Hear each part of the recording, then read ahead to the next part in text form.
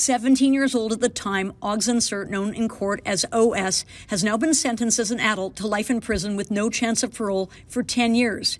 He walked into the Crown Spa in February 2020, fatally stabbing 24-year-old Ashley Arzaga with a 17-inch sword and injuring another sex worker, saying, "Die, die, die," and uttering misogynistic slurs. A note in his pocket read, "Long live the incel rebellion."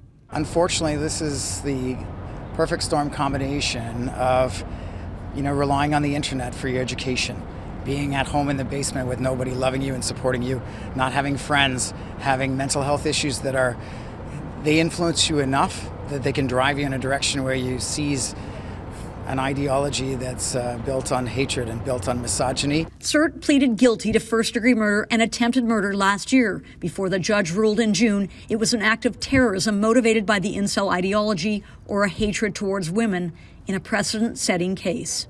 The judge telling the court the murder of Miss Arzaga, captured on video, reflects the evil of the ideology. He didn't just murder her, he butchered her with a 17-inch sword, even as she lay on the floor dying. His attack on JC, accompanied by his language, he intended to carve out a niche of infamy. The judge rejected the defense's submission to sentence OS as a youth, in part because OS said he would not participate in a rehabilitative program, which would see him housed in a provincial facility where he would be among other inmates who would know why he was there, and he felt that his safety would be at risk.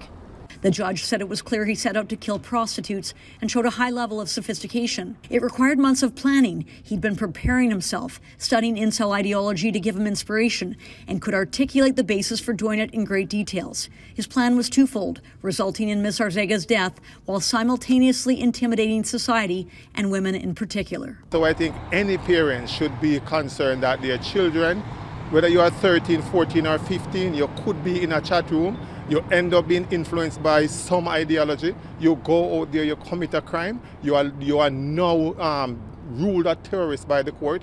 Catherine McDonald, Global News.